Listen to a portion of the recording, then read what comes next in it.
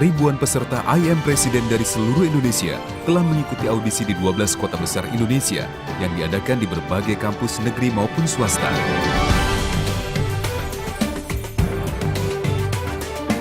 Mereka putra-putri terbaik bangsa, mewakili masing-masing daerahnya untuk digali kemampuannya menjadi seorang pemimpin negara di masa depan, yakni seorang Presiden Indonesia di tahun 2030.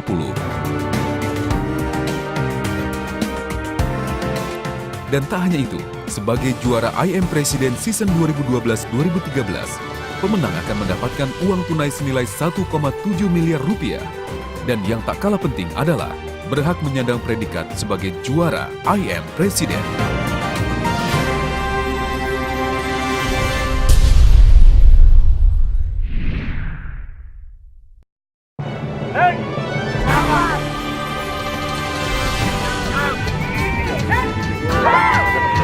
Pada episode ini, I Am Presiden, program TV show pertama dan satu-satunya di dunia yang menjaring bakat pemimpin-pemimpin muda dan dinamis, serta berkualitas untuk visi 2030.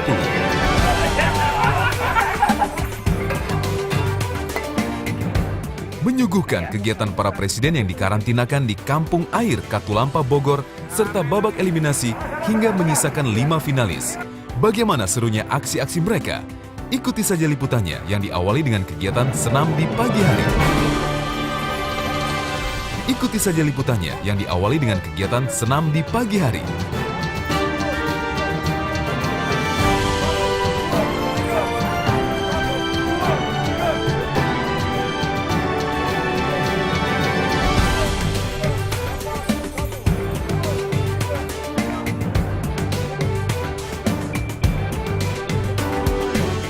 Ya, harapan kami Anda datang sesuai dengan waktu. Pelajaran apapun itu, mau di kelas, mau kegiatan di lapangan, ya sesuai dengan waktu. Jangan main-main dengan waktu. 1 menit menentukan kawan. Ya, 1 menit menentukan. Jadi harapan kami tidak ada kayak tadi pagi. Nah, untuk menebus kesalahan tadi pagi kita wajib push up ya. Kau push up dulu, kau tebus dulu dosamu. Nah, semuanya. Ya, makanya saling mengingatkan ya. Ya, push up dulu. Masing-masing perorangan adalah 20 kali.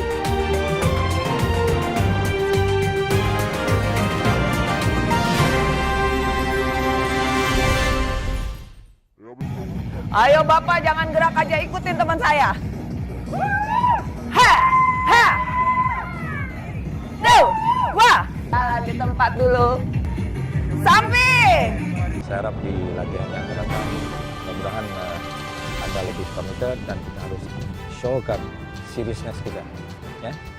Kita harap ini menjadi bekalan di mana acara Presiden akan membawa satu bukti Anda sudah membina satu prinsip kepemimpinan yang benar-benar boleh mencontohi teladan kepemimpinan yang telah sukses. Ya, tidak ada pemimpin yang pernah sukses di dunia ini yang tidak berdisiplin.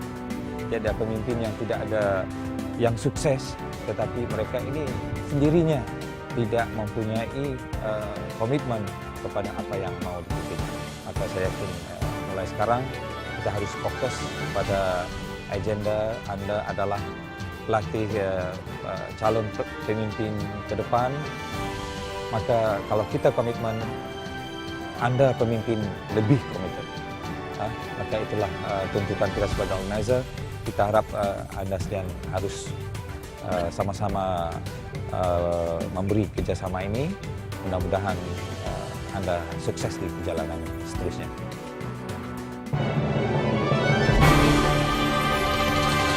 Jiwa kepemimpinan ketujuh presiden yang tersisa dalam program I Am Presiden diasah melalui survival activity. Mereka dilatih untuk mempertahankan hidup dengan memanfaatkan tumbuhan yang tersedia di alam. Dengan motivasi tinggi, ketujuh presiden kita berjuang untuk menyelesaikan tugas yang diembankan kepadanya.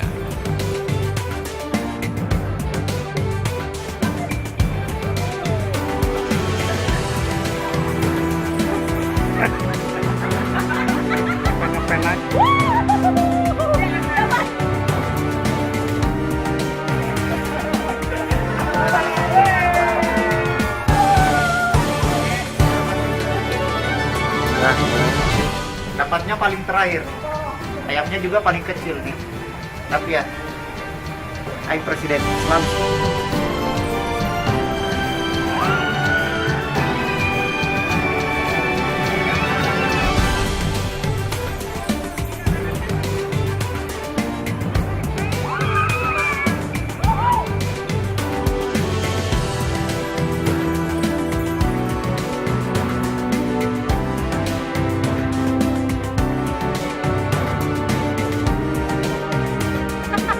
Setelah berhasil mendapatkan bahan makan siang, ketujuh presiden kita masih diberi tantangan untuk menyiapkan makan siang mereka. Berhasilkah mereka? Ikuti selengkapnya setelah jeda iklan berikut ini. Ayo Presiden, Indonesia pasti bisa. Mandikan dulu ya.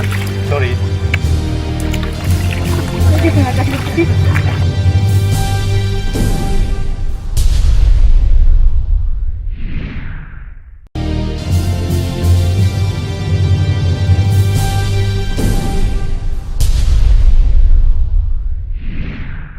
Saya ini mandikan dulu karena kita khawatir kebiasaan saya di Sulawesi ketika memotong ayam ada istilahnya harus dibunuh dulu, takut ini tidak layak konsumsi, jadi saya mandikan dulu ya. Sorry.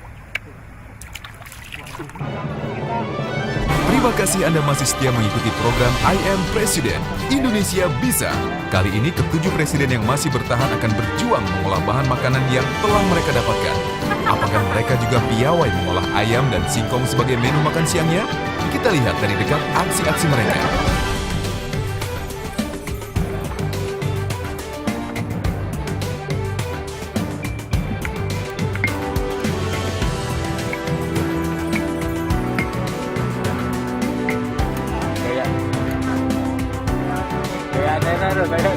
Dan pelan-pelan keluar.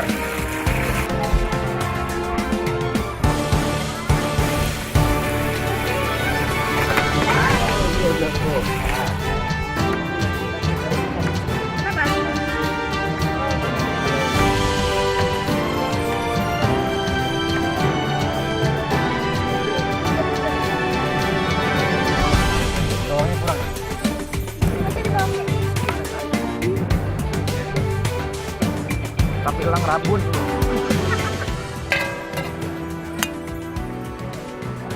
Coba, gurih. Oh, enak sekali. Maknyus.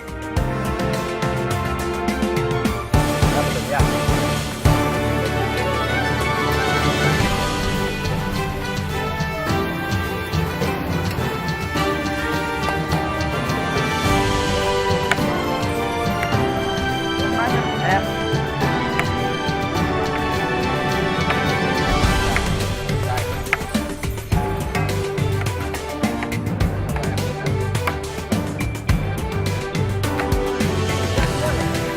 Bukunya.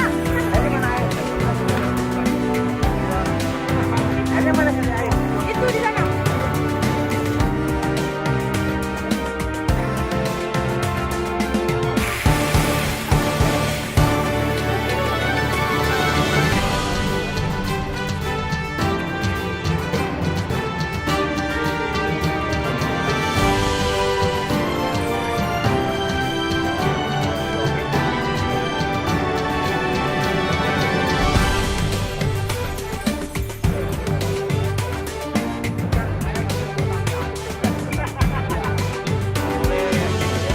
Orang aja. Ada juga orang yang terlalu keras-keras. Tidak baik untuk kesehatan. Setelah kenyang dan sukses menuntaskan tugas-tugas yang dilimpahkan, kini tantangan baru menghadang presiden kita. Mampukah mereka mensosialisasikan visi dan misi mereka di hadapan masyarakat Katulampa? Simak saja laporannya. Hari ini kita akan mencoba untuk langsung terjun ke Desa Katulampa dan melihat bagaimana sebenarnya masyarakat di sini menginginkan sosok seorang pemimpin yang muncul nantinya. Nah, di sini saya sebagai salah satu calon presiden Indonesia tahun 2030 akan melihat bagaimana sebenarnya harapan dari masyarakat. Kita ambil sampel di Desa Katulampa. Ayo kita ikutin.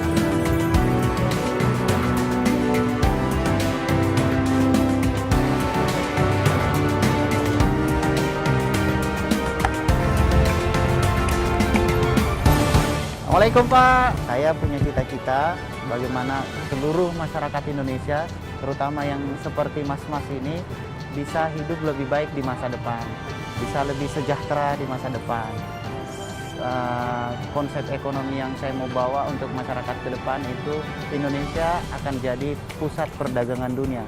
Dan anak-anak muda Indonesia seperti kita ini diberi pendidikan yang layak, diberi pendidikan yang berkualitas, dan harus gratis. Karena kalau tidak gratis, bagaimana mau sekolahnya? Kan? Nanti masyarakat sejahtera, baru bisa dapat pendidikan yang baik. Jadi masyarakatnya disejahterakan dulu, terus disediakan pendidikan yang berkualitas dan gratis. Jadi di semua wilayah ini di Indonesia nih, katakanlah sekarang 34 provinsi. Di 34 provinsi itu kita bangun sekolah-sekolah internasional. Terus masyarakat juga dikasih pengobatan kesehatan yang gratis.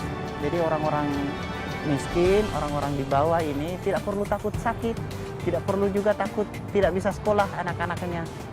Supaya seperti bapak-bapak ini hanya berpikir bagaimana hidupnya jadi lebih baik, tidak mikir lagi bagaimana anaknya bisa sekolah yang baik, karena negara sudah menyediakan itu tugas negara, dan saya yakin saya bisa melakukan itu.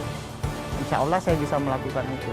Mudah-mudahan 2030 kita berkesempatan memimpin bangsa yang luar biasa ini menjadi surga bagi dunia, Pak. Betul, amin. Kenapa kita harus menjadi surga bagi dunia, Pak? Indonesia itu negara yang sumber daya alamnya sangat luar biasa dan kaya sekali, Pak. Masyarakat kita luar biasa. Saya ambil contoh, Pak, kita tidak mampu menciptakan ATM, tapi banyak pemikiran masyarakat kita yang mampu membobol ATM, Pak. Itu artinya skill dan kemampuan rakyat Indonesia itu luar biasa. Tapi tidak diarahkan dengan baik, Pak.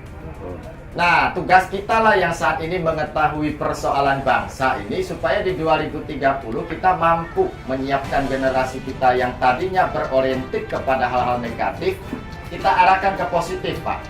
Sehingga ke depan Bapak bisa membayangkan kalau ada 10, 20, 30, 40, 50. Kalau zaman Bung Karno mengatakan, Pak, beri saya 10 pemuda, saya akan mengguncangkan dunia.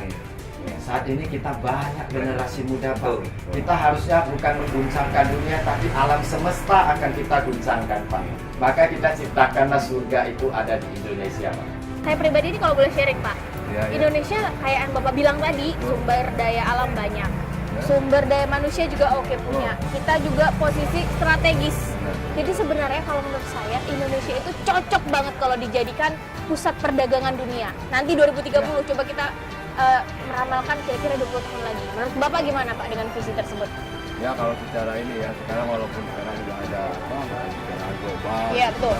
Global juga ini, tapi itu kan hanya untuk segelintir orang aja yang bisa merasakan itu menurut Bapak. Tapi kita yang di bawah betul-betul ya sangat merasakan tekan lah ya. Ya. Jadi segala sesuatu baik aspirasi kita walaupun kita sudah ada lembaga tetap tidak aman. Masih merasa bahwa lembaga-lembaga itu kurang mendengarkan begitu ya. Nah, bagaimana kalau begini, Pak? Jadi kan sebenarnya yang dibutuhkan masyarakat itu adalah jaminan kesehatan, jaminan pendidikan, sehingga masyarakat sejahtera. Itu kan, Pak, betul nggak? Betul. Nah, jadi ketika tahun 2030 nanti, ketika saya menjadi presiden, insya Allah amin, Pak. Amin. Amin. Jadi Bapak ini termasuk yang mendoakan saya ya, Pak. Amin. Jadi calon pemimpin. Nah, jadi kita akan memberikan 3 jaminan yang menurut saya itu adalah jaminan yang paling dibutuhkan masyarakat. Karena tahun 2015 nanti akan ada ASEAN Community dan lain sebagainya. Otomatis kita harus menjadi masyarakat global dong, Pak. Sehingga dengan adanya visi tersebut, saya bisa menjamin bahwa tiga yang dibutuhkan masyarakat itu dapat dirasakan oleh masyarakat, bukan lagi dari APBN, Pak. Jadi kan selama ini Bapak merasa kayaknya kurang didengarkan, kayaknya aspirasi kita masyarakat menengah kelas menengah dari ke bawah ini kurang tersampaikan gitu ya kan, Pak. Tapi di tahun 2030 saya jamin itu udah nggak ada lagi, Pak. Amin. Kita amanah ya. Saya punya rencana di 2030 itu infrastruktur harus dibangun. Seperti pelabuhan-pelabuhan itu, jalan-jalan tol. Supaya daging sekarang, Pak, yang mahal, Pak. Daging itu kenapa, Mas? Pertama dia impor. Dia impor, biaya produksinya mahal, perjalanannya jauh. Misalkan kalau di Indonesia ini kan pusatnya di Nusa Tenggara Barat. Jadi ngirim daging dari Nusa Tenggara Barat ke Jakarta itu biayanya lebih mahal daripada dari China ke Jakarta. Nah, itu yang membuat semuanya mahal, Pak. Akhirnya sampai ke konsumen mahal. Ujungnya kita makan tempe lagi, tahu lagi, itu pun kedelainya mahal. Tempe pun sekarang mahal. Supaya jaringan distribusi ini mudah, dibangun infrastruktur, Pak. Jalan, pelabuhan, bandara. Masalahnya kita tidak punya biaya. Saya pan niatnya dia Kangnya, mudah-mudahan ikut program ini, mudah-mudahan bisa melayani masyarakat. Nggak tahu posisinya, mudah-mudahan sih kalau di program ini jadi presiden 2030, 17 tahun deh. Nah, mudah-mudahan kalau memang ada takdirnya kayak begini-begini harusnya difasilitasi ada yang namanya kredit tanpa agunan. Kredit tanpa agunan itu pinjaman modal, nggak perlu pakai jaminan, tapi si akang kudu gabung ke koperasi tukang somai misalnya, koperasi tukang bakso gitu. Jadi udah cuma ngomong di TV doang gitu. Iya, ini langsung ke kalau di bawah. TV iya memang rame model itu apa Capres-capres itu lah di iklan mulu ya. di iklan dulu maunya kan itu kan turun ke Jadi bawah ya langsung Mas ya. lihat nih ibu ini nggak dapat KPS, ibu ini nggak dapat BLT. Iya, gitu. Terus baru dia ngomelin menterinya, ngomelin lurahnya, ngomelin pejabatnya gitu Bu ya. Kayak ini seperti itu. Iya gitu atuh. Iya. Baik jangan baik mau itunya aja mau ini apa Mau nyalon mau aja. nyalon gitu tidak baik nanya apa gitu seperti lurah itu kan begitu juga kampung ya Mas ya. Iya. Kalau belum jadi mah gitu. Tapi kalau lihat ibu, menurut ibu sekarang ini perekonomian kayak gimana Bu? Apa ya soalnya itu kan memang benar-benar nggak ada yang itu kan Mas, nggak ada yang Harga-harga buat harga-harga sekarang ya? segala macam mahal coba ya. Padahal kita malah nggak punya usaha lain seperti ini baru tahun ini Mas ini saya usaha Oh, baru gitu. tahu. Iya gitu. Tapi kalau nggak salah kan di iklan TV ada tuh Bu, kredit Iya. usaha kecil Tapi menengah nggak ibu pernah dapat. dapat, nggak pernah dapat. Cuman ya ibu suka ngiri juga kalau belajar Indonesia takut ya. Makanya di desa kan banyak masyarakat. Itu kan ada program dari pemerintah 2 triliun. Itu nggak perlu pakai agunan. Nggak pernah saya Nggak pernah dapat gitu. dapat info langsung dari lurah juga nggak? Iya nggak pernah. Pak, ini saya kan sebagai salah satu kandidat AM Presiden nih Pak. Saya ada visi dan misi, namanya Matahari Pak. Matahari itu Indonesia Matahari 2030, Indonesia di tahun 2030 itu adalah Indonesia yang artinya maju, tangguh, harmonis, dan kreatif. Amin, amin. Iya, iya insya Allah Pak ya, kan namanya visi dan misi juga, perlu bantuan dari teman-teman, perlu bantuan dari semua pihak, termasuk juga di bidang pembangunan seperti Bapak ini ya, terutama kan infrastruktur nih Pak, ini kan masih infrastruktur, iya, fasilitas masyarakat. Jadi visi saya seperti itu Pak, bahwa setiap daerah yang ada di daerah manapun, misalnya nih Pak Bogor harus berkembang sesuai dengan potensinya sendiri. Bogor kan banyak kali nih Pak ya, artinya bisa dimanfaatkan termasuk pembangunan hal seperti ini, pembangunan bendungan kan itu kan untuk pembangkit listrik, dan menurut saya Pak listrik itu paling penting di seluruh Indonesia, harus tersedia listrik dulu baru bisa membangun. Insya Allah rakyat ini mengikuti jejak daripada presiden itu sendiri. Ya mohon agar supaya mudah-mudahan ini pun jadi presiden dari sekarang juga bisa mereka menjadi menteri, dan insya Allah nanti tahun 2030 bisa menjadi presiden. 2030. Nah, kalau saya sih mungkin nggak bisa 2030 tuh nggak bisa ini gitu. Ngerasain lah. Paling anak cucu saya yang ngerasain nanti. Kayaknya orangnya baik juga sih, saya setuju lah dari pembicaraannya gitu dia. Kalau betul dia jadi presiden, turuninlah sembako, harga-harga sembako gitu ya. Terus sama anak-anak sekolah, masuk gratisan gitu kan. Pokoknya diutamakan sembako aja dah, saya mau turunin gitu. Dari harga beras sampai ke bahan pokok itu, cabai bawang gitu. Jadi ibu yakin kalau dia memimpin negara ini? Atau tidak yakin? Dan sekali lagi sudah optimis ibu. Yakin atau tidak? Nggak apa-apa kalau ibu tidak yakin. Gimana? Kalau jadi presiden saya kayaknya dia nggak yakin. Kalau jadi kayak orang-orang gini kan dia kayaknya dari ngomongnya itu dia kayak orang-orang biasa aja gitu. Cara bicaranya tidak intelektual gitu ya. Menurut saya program-programnya bagus dan saya pribadi mengatakan pantas karena dari beliau ingin memajukan kesejahteraan yang berdasarkan yang ada di Indonesia ini seperti sumber daya alam yang dikelola oleh pemerintah dan kita sebagai warganya diberi kesempatan untuk menjadi tenaga kerjanya. Terus terang kalau misalkan itu hanya janji dan hanya omong kosong itu ya sebagai warga kita semua ini pasti akan merasa kecewa. Saya tidak yakin untuk dia menjadi presiden karena Indonesia itu banyak sekali yang korupsi. Jadi istilahnya pasti apa yang dia harapkan pembangunan itu pasti ada hal semacam negatifnya. Ya, contohnya seperti kalau mungkin ada suap menyuap pemimpin sekarang, contohnya kurang baik aja. Kalau misalnya Pak Saiful ingin menjadi presiden, kunci utamanya harus jujur dalam istilah jangan sampai jujur itu dalam kata ucapan doang, tapi jujur bisa melaksanakan tanggung jawabnya sebagai seorang pemimpin. Yakin, tapi dengan konsisten apa yang dipaparkan beliau. Satu, masalah kesejahteraan. Ya, ini pokok utama Pak, kesejahteraan rakyat ini ya. Bapak bisa melihat keadaan saat ini ya. Maaf nih ya, Bapak mungkin udah tahu dari saya kesejahteraan rakyat Indonesia kayak gimana sih? Pemerataan yang katanya memeratakan tapi tidak merata. Banyak penerima BLT yang nyatanya nol, orang yang benar miskin malah nanti.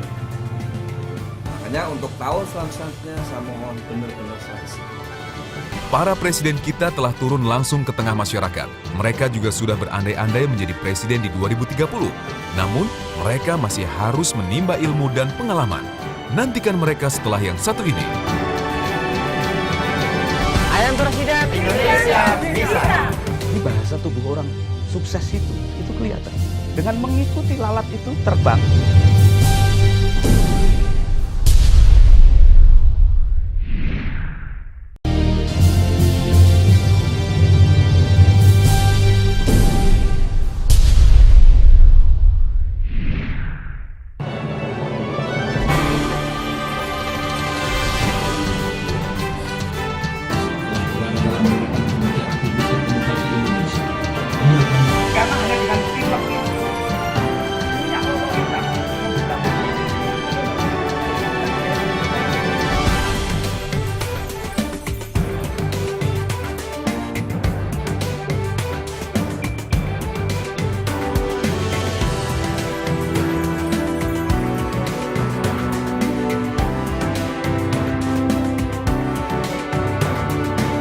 Catatan Harian Sang Penggoda Indonesia. Begitu judul renungan yang disampaikan Pri GS di hadapan para presiden dalam program I Am Presiden Indonesia Bisa. Intinya kapasitas rezeki kita itu ternyata beyond fisik. Obama itu tidak keren. Obama itu untuk jadi pemimpin redaksi sebuah televisi aja nggak cocok secara tongkrongan fisik. Tapi kalau beliau sudah melakukan speech, public speech, itu seluruh rohaninya muncul. Dan yang terlihat adalah seluruhnya adalah leadership. Jadi bahasa tubuh orang sukses itu kelihatan. Ketika sudah bergerak, mungkin ketika dia sedang pasif, itu belum muncul seluruhnya. Tapi ketika Obama bergerak itu muncul rohaninya satu persatu. Caranya berdada-dada, melambaikan tangan. Caranya berjalan dan menjabat tangan. Saya pernah membandingkan dua video, dua orang presiden, yang satu Obama, yang satu presiden kita, Bapak SBY, ketika sama-sama di dalam kesempatan resmi sedang melakukan speech, itu diganggu lalat. Diganggu lalat. Ini menegangkan karena seluruh mata di dunia sedang terpusat kepada bagaimana sebenarnya reaksi para presiden yang sedang jadi fokus of interest ini mengatasi lalat. Gimana? Lalat ini nggak punya kecerdasan untuk diajak dialog. Obama itu membiarkan, ya menakjubkan saya. Keduanya menakjubkan reaksinya, tetapi nanti Anda bisa memilih tipe A seperti apa Anda itu.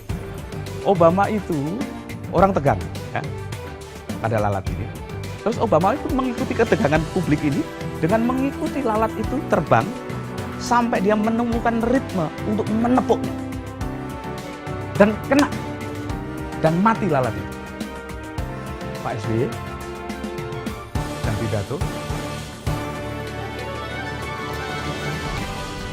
Pemimpin selalu begitu, ya, refleks. Jangan sampai menunggu jedot kepala. Jadi, begitu beliau sedang melakukan pembukaan, ada dengung lalat, apa yang terjadi? Seluruh kabinetnya turun tangan. Yang ini nyemprot ini, yang ini cari sapu ini, yang ini cari kipas ini. Yang satu, kepemimpinan yang sangat percaya kepada kualitas-kualitas tertentu. Yang satu, percaya kepada kualitas-kualitas yang lain. Anda bisa memilih tipologi.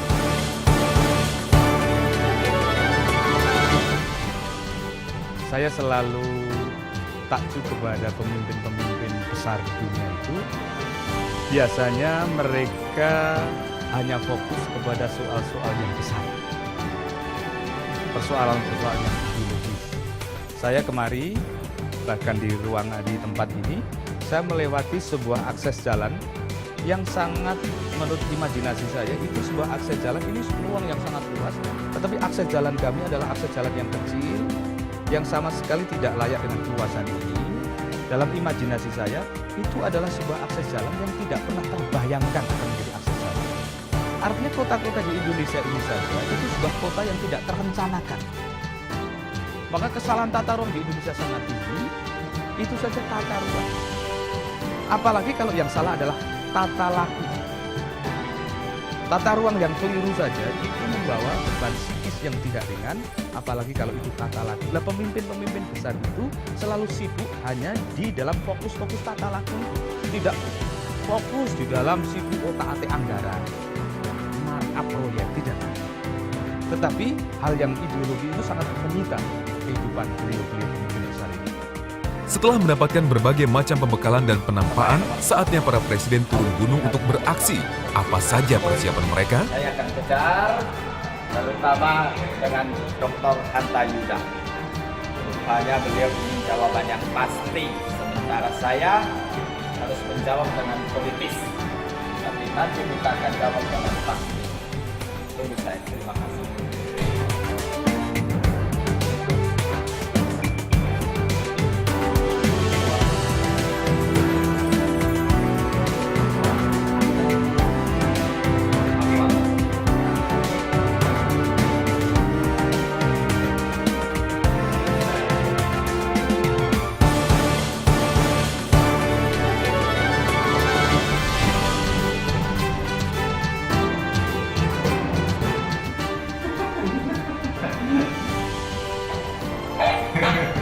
Coba lihat dengan wajah presiden kita.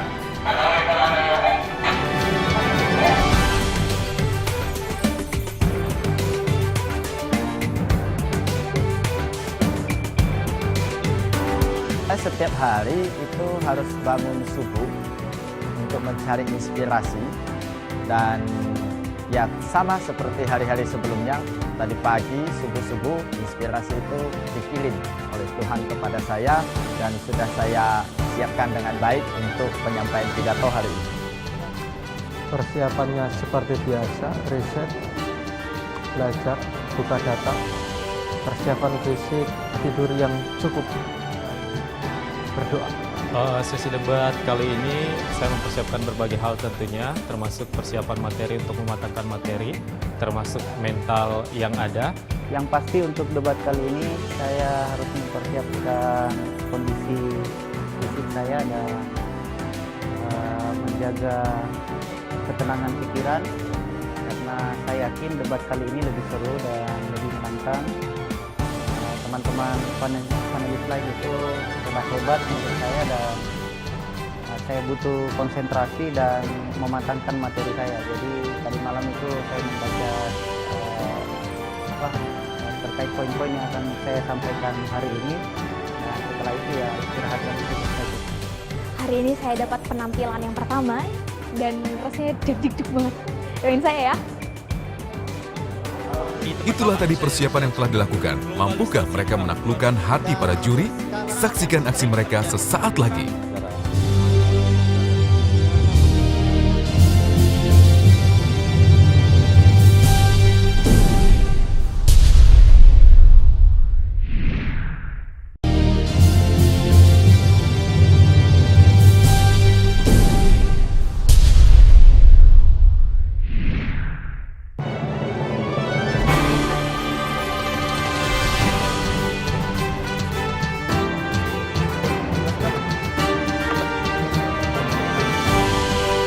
Presiden Saiful dari Pati membawakan pidato dan diskusi dengan gayanya tersendiri. Mari kita simak bersama.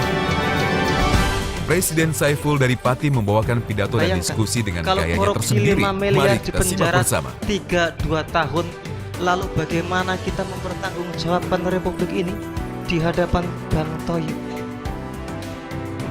Bang Thoyib itu Pak merantau 3 kali puasa, 3 kali lebaran. Iya. Oke. Kalau kita sekarang kalah itu bukan karena tidak cocok, itu isyarat dari Tuhan agar kita berbenah saja. Sistemnya kita benahi, orangnya kita benahi. Tenang dan menghanyutkan. Begitu kesan yang kita dapatkan dari presiden yang satu ini. Apakah penampilannya cukup meyakinkan Dewan Juri?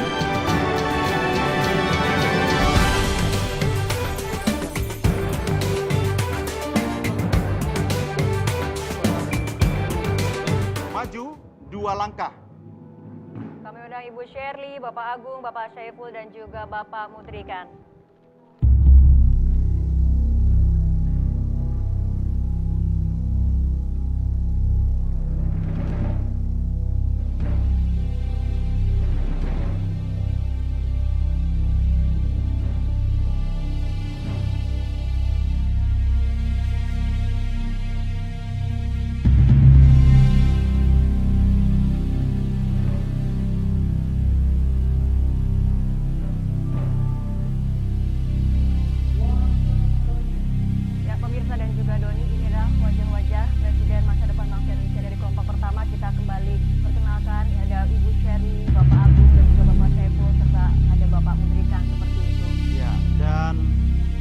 Harus berhenti langkahnya sampai di babak ini. Kita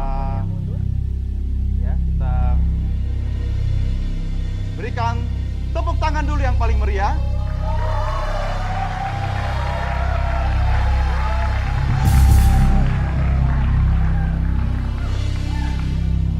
Dan yang harus berhenti di babak ini adalah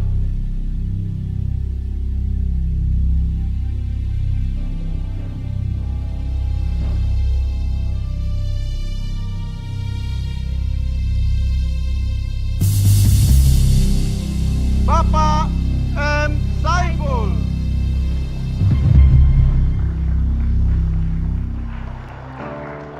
Ternyata bekal ketenangan tidak cukup untuk mengumpulkan nilai maksimal. Selain Saiful, masih adakah presiden yang menyusul untuk tereliminasi? Tapi seperti dikatakan oleh Profesor Komarudi, ini bukan akhir segalanya karena semua orang ada di sini sudah menjadi pemenang dan Indonesia bangga memiliki generasi muda yang memiliki potensi untuk menjadi pemimpin.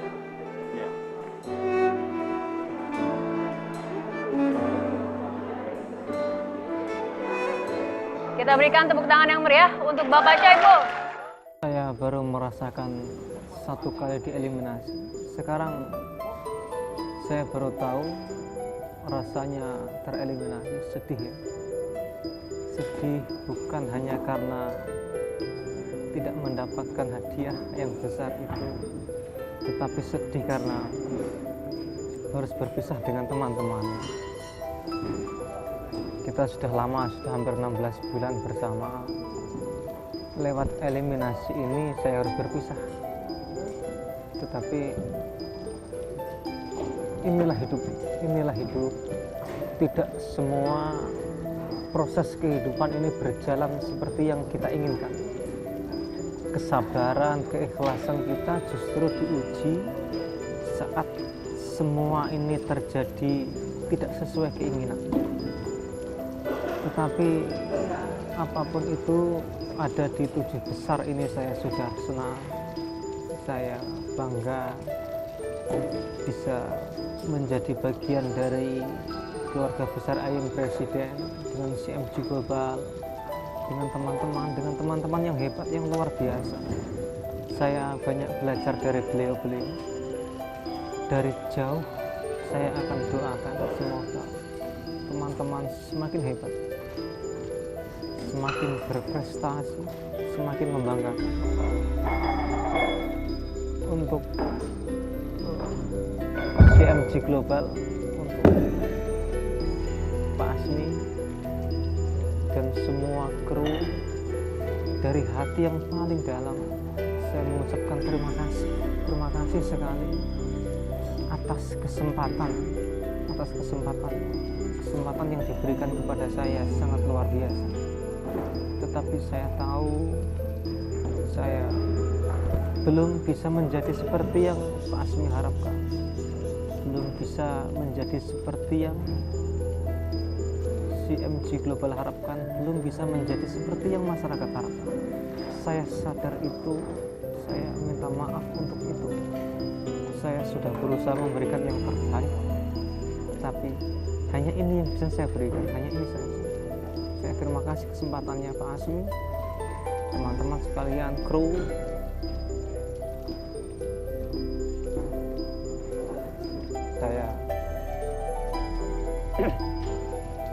Saya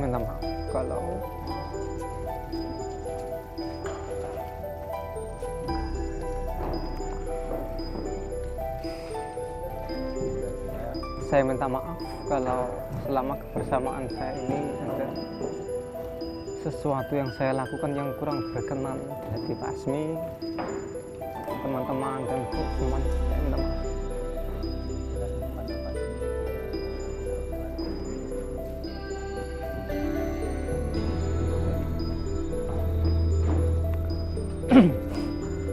Yang pasti saya akan mendukung teman-teman. Saya akan dukung teman-teman, saya akan doakan dari jauh.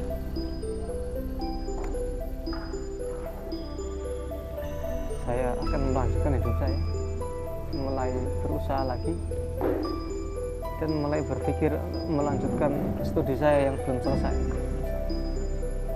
Tetapi saya dukung semua teman-teman, saya doakan semoga semua berjalan lancar dan akhirnya menghasilkan kandidat terbaik yang diharapkan. Tetaplah di I Am Presiden, Indonesia bisa. Adalah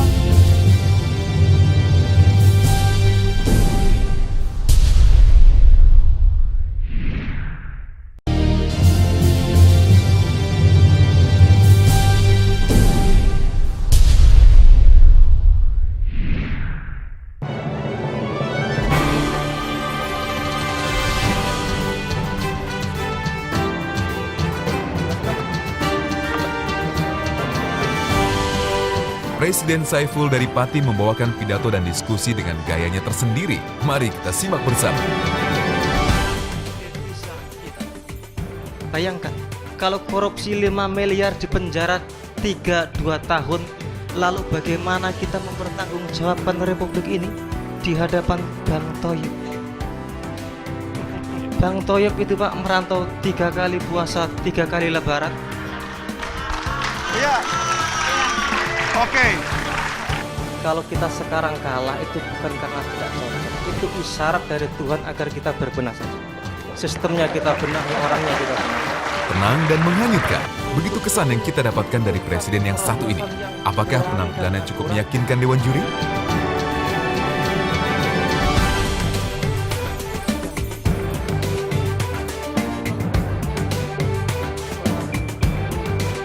Maju 2 langkah.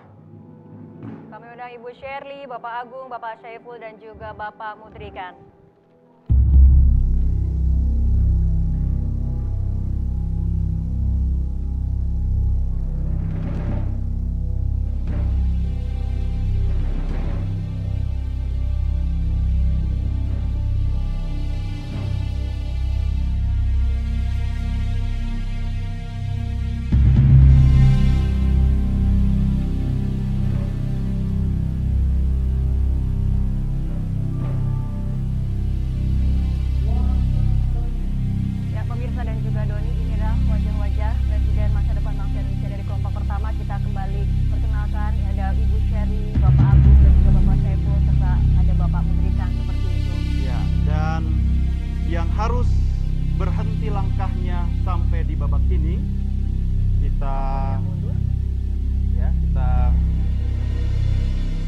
Berikan tepuk tangan dulu yang paling meriah.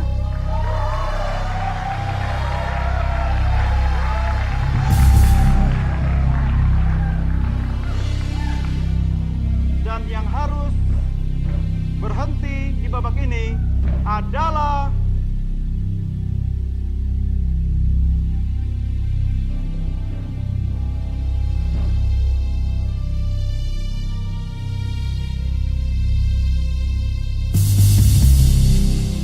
Bapak M. Saiful.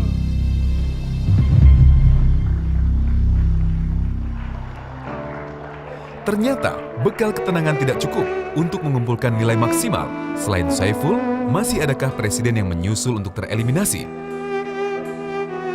Tapi seperti dikatakan oleh Profesor Komarudi, ini bukan akhir segalanya karena semua orang ada di sini sudah menjadi pemenang dan Indonesia bangga memiliki generasi muda yang memiliki potensi untuk menjadi pemimpin.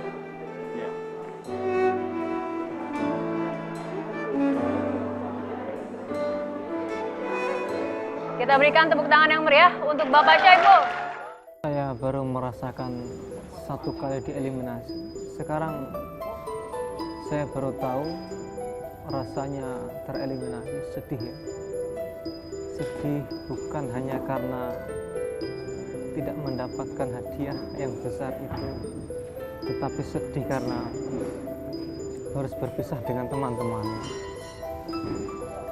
Kita sudah lama, sudah hampir 16 bulan bersama. Lewat eliminasi ini saya harus berpisah. Tetapi inilah hidup, inilah hidup.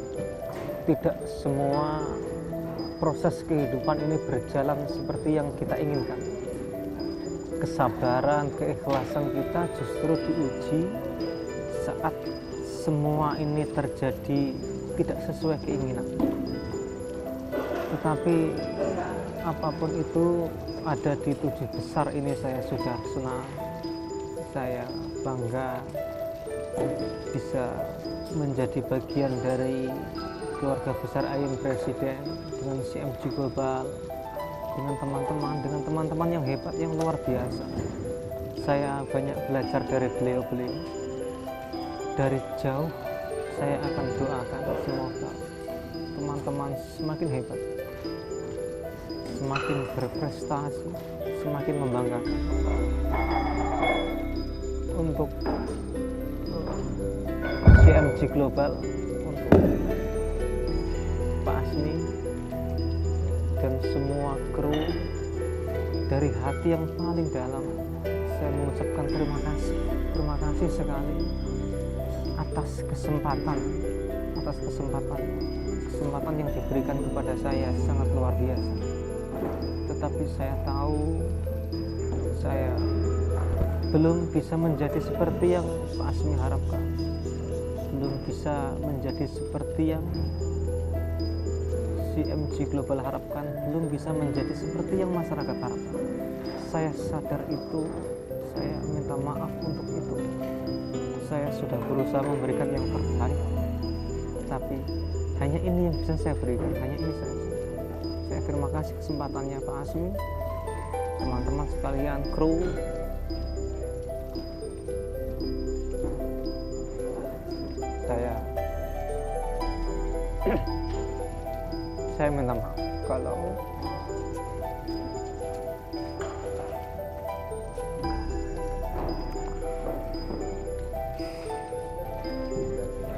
Saya minta maaf kalau selama kebersamaan saya ini ada sesuatu yang saya lakukan yang kurang berkenan di hati Pak Asmi, teman-teman dan semuanya. Saya minta maaf.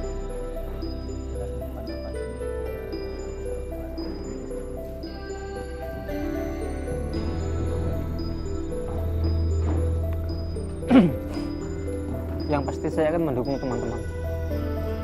Saya akan dukung teman-teman, saya akan doakan dari jauh.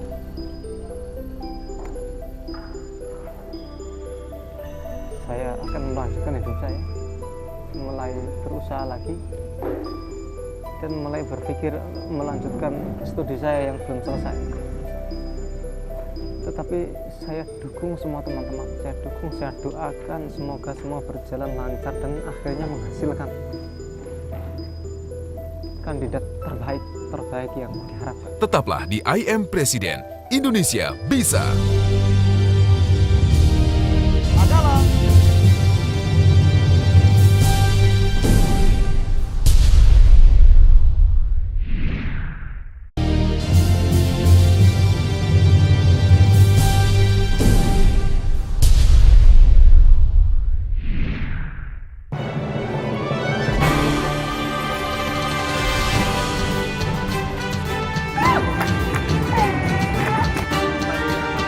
Baban Sarbana mewakili Kota Bogor sempat mencuri perhatian Dewan Juri. Bagaimanakah penampilannya di babak 7 besar ini? Langsung saja kita saksikan penampilannya. Indonesia yang maju adalah Indonesia yang menjadi magnet dunia. Utamanya adalah menjadi magnet perekonomian dunia. Apakah setan masuk surga juga, Pak? Di tempat Bapak ya, di negara Bapak ini. Dalam konteks yang sesungguhnya, setan-setan ini kan banyak. Kalau selama masih di dunia dan berkeliaran dan tidak terlihat. Apa yang Pak Yandi lakukan ketika setan itu berbentuk uang, setan itu berbentuk jabatan, setan itu berbentuk apapun.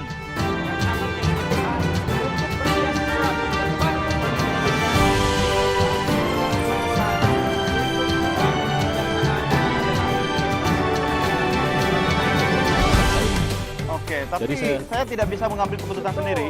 Ya, oh ini kok sudah ada koalisi partai ini? Sebentar. Oh sebentar. Kemampuan pidato dan debat telah ditunjukkan Presiden Baban. Mampukah ia menembus babak 5 besar? Selanjutnya kepada kandidat dari kelompok 2, kami silakan untuk maju 2 langkah.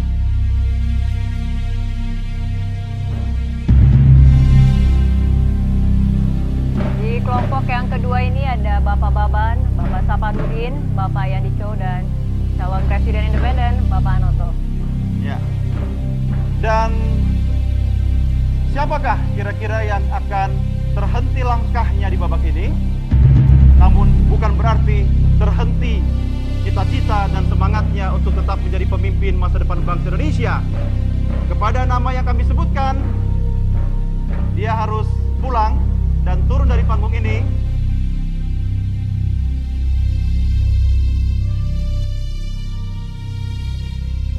Adalah Bapak Baban Sarbana.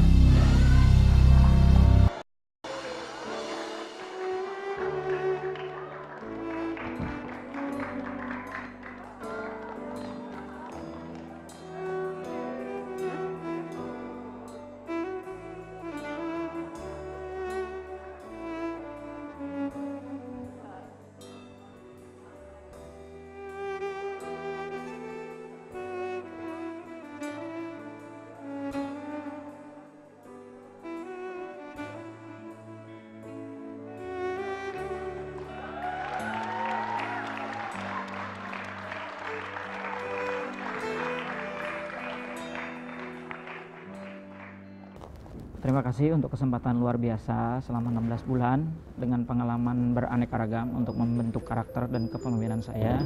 Kalau ditanya kira-kira kaget atau tidak, saya terus terang menyiapkan diri untuk memenangkan kompetisi ini, tetapi ini adalah kompetisi, jadi pasti ada wasitnya, ada pengatur permainannya, dan ini adalah feedback dari penyelenggara itu sendiri. Jadi sosok seperti apa sih yang diinginkan oleh penyelenggara kompetisi ini. Jadi saya tidak terlalu kaget karena saya ingin melayani rakyat Indonesia. Jadi kalau tidak bisa memenuhi kebutuhan dari penyelenggara ini, tidak akan menghentikan saya untuk memberikan yang terbaik untuk bangsa Indonesia. Jadi gini, ada satu hal yang kurang dari reality show ini adalah track record dari masing-masing peserta. Saya berharap bukan ingin diekspos, tapi saya relatifnya hanya bagian kecil dari apa yang saya lakukan untuk bangsa Indonesia, karena saya sudah memulai berbuat untuk masyarakat, tidak hanya ketika ikut dalam acara ini, tapi saya sudah merintis kegiatan. Kebetulan saya melakukan sebuah advokasi, sebuah kegiatan di masyarakat dan telah memberikan manfaat banyak. Jadi di sini kalau ditanya apa selanjutnya, ya saya melanjutkan apa yang sudah saya lakukan. Ini hanya sebuah persimpangan, dan persimpangan yang mungkin ya tidak sesuai dengan harapan si penyelenggara kegiatan. Itu aja. Yang paling penting mereka melakukan apa yang mereka katakan. ya. Jadi bukan persoalan mendapatkan 1 miliar atau apa, tapi mereka berkomitmen dengan apa yang mereka katakan dan mereka menjadi diri sendiri. Dr. Azmi dengan sangat luar biasa membentuk kita, memiliki wawasan, memiliki pengetahuan, ya, pengalaman yang luar biasa. Itu mohon buat teman-teman dijadikan bekal untuk menyempurnakan proses pembentukan karakter kepemimpinan di dalam diri teman-teman semua. Dr. Azmi sudah luar biasa menyediakan waktunya, menyediakan pemikirannya untuk membentuk Anda semua. Jadi tolong gunakan itu untuk berkontribusi kepada masyarakat. Yang pertama untuk Kak Saiful, perjuangan belum selesai. Ingat, menjadi pemimpin bukan hanya di sebuah program TV reality show, tapi pemimpin sejati, pemimpin yang sebenarnya adalah di luar sana. Ketika kita keluar, maka sebenarnya disitulah start awal kita menjadi seorang pemimpin. Saya percaya Kak Saiful punya insting yang kuat, saya percaya dia akan menjadi seorang pemimpin. Yang kedua untuk Pak Baban, selamat melanjutkan perjuangan yang sebenarnya, selamat berjuang. Saya insya Allah akan ikut membantu jika saya punya, baik dari segi materi maupun dari segi moral untuk membangun pesantren untuk anak yatimnya. Buat saya kepemimpinan itu adalah sebuah proses yang panjang, dan saya yakin kawan saya Saiful dan Pak Baban memiliki karakter dan kualitas kepemimpinan di mana saja mereka bisa menjadi pemimpin, dan saya yakin mereka bisa melakukan itu ke depan. Mas Baban dan juga Mas Saiful, mereka adalah 2 orang yang dekat dengan saya. Tapi saya lihat bahwa pemimpin ke depan adalah bukan hanya menjadi pemenang di reality TV show ini, masih panjang prosesnya. Saya melihat ada ketokohan yang kuat dari 2 orang ini, termasuk Saiful ya. Ini kualitas Jokowi ada dalam diri beliau, dan juga Mas Baban dengan karakternya, dengan niat tulusnya untuk membantu sesama. Saya pikir mereka adalah pemimpin. 2 orang ini adalah pemimpin yang tentu saja pemimpin dengan style dan gaya ataupun peranan mereka masing-masing seperti itu. Saya jujur saja sedih dan mungkin juga sedikit kecewa, tapi ini memang sebuah game. Mudah-mudahan game ini akan lebih fair dalam kelanjutannya. Selain itu, ya saya berharap bahwa nanti teman-teman seperti Baban, jujur saja menurut saya secara jujur masalah konten Baban di atas kawan-kawan yang lain. Menurut saya secara objektif. Kemudian dari Saiful secara karakter membawa forum dia di atas kawan-kawan yang lain. Tapi itu menurut saya atau menurut Dewan Juri. Yang jelas jangan putus komunikasi dan silaturahmi. Saya pikir betul kata sahabat saya Baban Sarbana bahwa kalau kita konsisten dan komitmen ke depan akan ada sesuatu yang lebih baik yang kita dapat di luar acara I Am Presiden ini. Dengan demikian tersisa 5 finalis I Am Presiden. Indonesia bisa. Ingin sama seperti mereka. Kayaknya tidak mungkin. Mungkin sekarang sepertinya Indonesia butuh dunia. Akan tetapi sesungguhnya dunia butuh Indonesia. Selamat untuk 5 finalis yang melaju ke babak selanjutnya. Nantikan penampilan mereka pada episode selanjutnya. Sampai jumpa.